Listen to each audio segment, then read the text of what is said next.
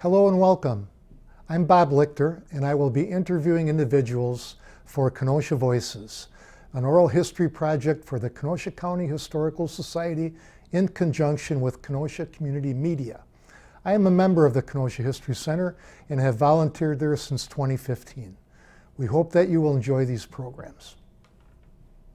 I'm with John Leuck, former employee of the Kenosha Achievement Center.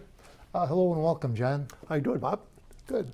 When did you start working for the Achievement Center?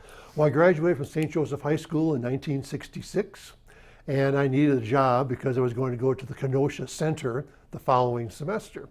And I looked around. It's kind of hard to get into factories if you don't have someone there who works there. And so I went over by the extension itself, and one of the counselors there told me, well, I get a work-study job. I would qualify because my dad didn't make a whole lot of money. And so I went down there and I got hired by a person named Les Irvin, who was a very good guy as far as doing things, as far as inventing things and so forth. He was a former carpenter. He did a lot of his own carpentry jobs and so forth. He was a lead man there. And after that, I worked there as a supervisor. My initial pay was $1.50 an hour. The minimum at that time was $1.25. So I was in heaven there, okay? And so, but to go to the Kenosha Center, was $105 or $110 a semester. So it wasn't that much money. Books would be about $50 total for the semester. So there's no problem making that. And nothing else cost that much back then. Mm-hmm. I didn't have a car, so I didn't have to pay anything for gas anyway. So it worked out pretty well. Good. So as far as being hired there, you went and had an interview with Les then? Yes. Mm-hmm. Okay. And I guess, well, it helped that, I was already recommended by the school. Okay. And your job as a supervisor, what were your responsibilities? There were many. One thing we did, we cleaned out a couple of offices every morning. I'd show up for work at 7 o'clock on 55th Street. There was like a United Way. It was called United Fund at that time, I believe, and some sort of an office involving finances.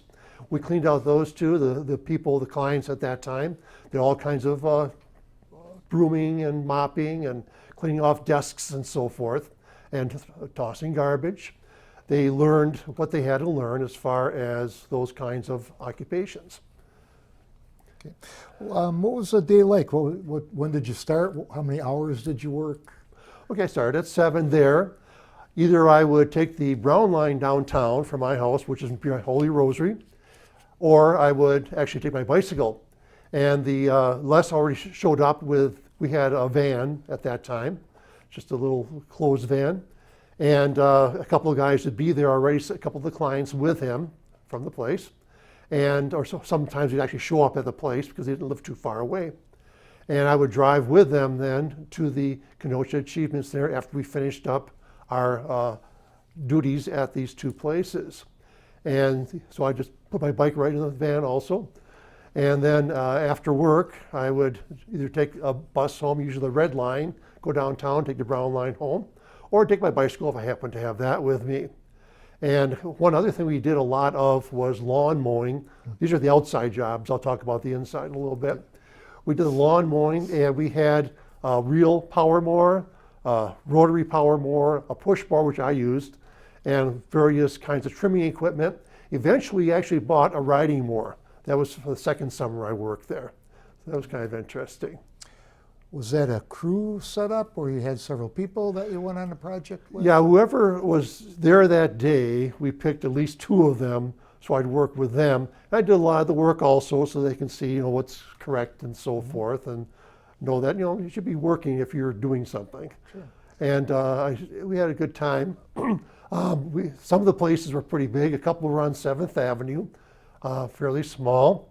And if I got done early, I would walk from there, 7th and 65th, I think it was. Mm-hmm. And if I got done early, I'd walk over to the Kenosha Hospital, use a payphone, because you had to do that back then, no cell phones, and call the Achievement Center, and then he came and picked us up. Okay. Were there any safety rules or safety equipment required for the clients? Well, we had to have them wear glasses at least. Okay. But as far as anything else, well, before OSHA, So we just made sure they were safe. I told them exactly what they had to do for a particular job, just to make sure that they were okay on things. Okay. If there was any sort of a problem or maybe a injury or anything, was there a go-to person for you? Well, we had a little first aid kit, and I would just call the Achievement Center right away. If it was anything very bad, of course, I would just call. Well, there was no 911 back then, so I'd call police or fire or whatever. Okay. Did you get to be close or friends with any of your clients or coworkers? I had a pretty good relationship with them. And one thing I, as a teacher, of course, all my life also, and one thing I kind of did as my status as a teacher was that, you know, when you have people in class where they're kids or adults, they won't remember a lot of stuff you taught them, especially if they don't use it, but they'll always remember how you treated them. And that's kind of what I did there. Other than the lawn mowing projects, were there any other shop type projects that the clients worked on? Yes, when we came back then, we went to the Kenosha Achievement Center at that time, which is the little brick building. It was there, I think it was built about 62 or 63. And I think it was a sheltered workshop before the KAC.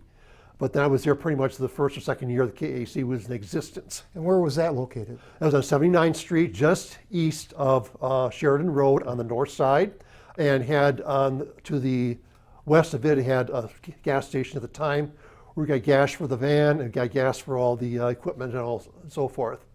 And had, when we went in, had the director's office to the right, another person there, and I'll talk about those people a little later on. And executive secretary, one more door in. You had an area for training and for explaining things to kids and so forth, a little bit of education. And on the left-hand side, we had kitchen. So some of the people, especially females, could learn kitchen things, how to bake, cook, and so forth, and keep up things. And in the back, we had our sheltered workshop, the official sheltered workshop. Okay. And that had a number of things that we worked on. So we had things that were brought in. We had big boxes of spoons. Now these spoons were destined for sea rations, combat rations for mostly the Army, I guess, because it went to Vietnam at that time. And a couple of years later, after I was drafted from the KYF, I found out that these spoons would be in the sea ration packet, along with a couple other things like an entree. And the entree everyone liked was pork and beans. What they hated the most was ham and lima beans. I found that out. Okay. And always had a dessert and maybe some other kinds of fruit and so forth. And they always had a little pack of cigarettes, either 2 or 3 or 4 cigarettes. Now I never smoked, so I trade my cigarettes or I just give them to someone else who did smoke, or sometimes I trade them for their dessert, and that was fine. Okay. And then we did other things also we did there. We packed things for Snap-on. They had a ratchet and socket sets, and each box would have a separate socket or a separate ratchet or an extension tool, and they made sure to put these into various boxes. They had small, these were 19-piece sets, so they weren't that big, and they had a box that would fit them, and it was an iconic red box, of course, and they put them in there. We made sure that, you know, they were correct and so forth. They had about 8 sockets, I think, and the rest were all the ratchets and so forth. And we sent them back to Snap-on when done. We got paid a certain amount for that. Most of the stuff we did there was piecework, so you get paid for how much you do. And we also, and spoons were the same thing. And we also had various plumbing equipment, like flanges and nuts and so forth, to make a spout for let's say a tub or maybe a sink. And they would get these from Frost Company, and they would assemble maybe about 7 or 8 of these pieces in a little bag. It would be just a cardboard bag, and they would seal it at the top, and that would go out, and we'd have to figure out how many we had of these. So we had these boxes there, these wooden boxes, and the wooden box had a tear number, how much did the box weighed. And so we'd fill it up, and then they had one of these old freight scales with the weights on them. So I'd subtract the tear, put the box on, and we'd figure out what the weight was, and we'd approximate how many of these bags they put together. And we also had, what did we have? Oh, yes, we got a bunch of soda boxes from Pepsi, the local bottler here. And they gave us all kinds of replacement parts. A Pepsi box was composed of 2 end pieces with handles, big, thick pieces of wood. The other 2 pieces, and then the wood for the bottom, and also inserts for the inside so the bottles would be separated from one another. And also straps to hold all this together. And so what we did, we would replace anything that was wrecked, because they got wrecked when they were brought places and homes and so forth. And we made sure that they looked good again, and they got paid per box then from Pepsi. Okay. So many local businesses and corporations supported the organization by Yes. providing project type work for the clients. That's correct. Okay. Well, another thing we had also was for curtains. You had these curtain rod holders that actually held the curtains up, various sizes and shapes and so forth. And they had to put these in the plastic bags, maybe 10 of them, 8 of them, 12, 20, depending upon how much they needed for a particular curtain. And we'd seal those as well. We also sealed the spoons in these packages and sent them out. And that was all piecework also. Did anyone from those companies come and inspect the work at all? Or? Well, they would when they got it. Okay. But we also inspected it as we are Sure. looking around. And they kind of, I imagine before they brought their stuff there, they looked around, make sure it was, the kind of place they'd want their products to be made. It was toward the end. Now, I worked there actually 2 summers, summer of 66 and 67.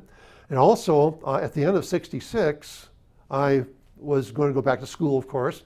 But I had some time in a few mornings. I had an 11 o'clock class on Monday, Wednesday, and Friday at the Kenosha Center. And so that means I had 3 hours I could work and then an hour to travel. And so I did that. And they rehired me then for that time, and they actually raised my wage to $2 an hour, which is pretty good. Okay. Right. Then the Kenosha Center, that was the forerunner of UW Parkside?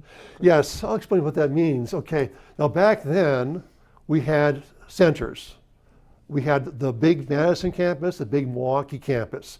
We had centers at Kenosha, Racine, Waukesha, Wausau, Green Bay, and a few other places. Those were equivalent to Madison as far as curriculum and what was taught and so forth. Then we had the other state colleges like Whitewater, Stevens Point, and so forth, which is a separate system. And so what they did, they wanted to build 2 more 4-unit systems for the UW.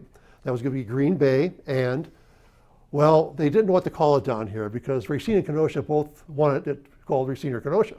So they put it in Summers, basically, right by Parkside, and they called it the Parkside campus. So everyone would be happy about it.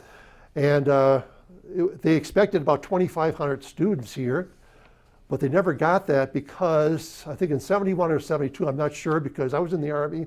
I didn't get a lot of news when I was in the Army. But at some point in that time, they converted all of these schools, like Whitewater and so forth, to UW schools. Okay. So they're all the same campus now. Okay. Do you have any interesting stories, any anecdotes about working those 2 summers at the Achievement Center? Well, I really enjoyed it because it was my first real job. I mean, I always helped out people. I always did a lot of lawns and snow shoveling and so forth, helped out with paper routes. But that was my first job. At St. Joe's, it was a good school to learn how to be a learner, okay, and how to be a person in charge of something. And all my ancestry is factory workers and farmers. That gave me a good work ethic also. And so I always wanted to do my best job when I did a job, and so I did that there. And it was good to work with people that normally I wouldn't work with also. These are special needs people, and I wasn't used to them, but they got to be not good friends, but good acquaintances both ways in that case. One job for lawn mowing, it was a new place that we went to. It was a big lawn, and I had about 4 guys with me. So I started one on one end, and I noticed on the other end there was old warehouse things, a gray warehouse with windows on the side. So I sent one of the kids up there, And after a few minutes, this guy came running out. Apparently this warehouse was really a no-tell motel, so then they weren't happy to have a lawnmower next to it. So, All right. also when we got our new riding mower, now we eventually, at the second year I was there, we got a couple of new guys who worked there as supervisors also. And this one guy, we put a ramp on the van, and he drives the thing up the ramp. There's not headroom, so he had to go like this to make sure he didn't get his head cut off. So that's kind of interesting, I thought. Okay. Interesting. Yeah, what was the best thing, your best memory, or the best thing about working at the Achievement Center? I learned how to use a lot of tools. Like I say, my superior was a master craftsman. He taught me how to use a few things, and that was pretty cool. How to correctly hold a hammer on the end, not on the thing, okay, and so forth, that type of thing. I also mentioned that we had an executive director, Ralph Magaro, and he was a principal at one time at, I think it was Lincoln Junior High School. Nick Magaro was his first name. And we had another person, Mrs. Nelson, who helped with the girls and also was in charge of all of her name was Helen Nelson, all of the education and so forth. And they were very good at what they did. So there's good people to work with. Okay. And your summers there, how many clients total would be at the Achievement Center? Probably about 20 to 30, I would imagine, at that time.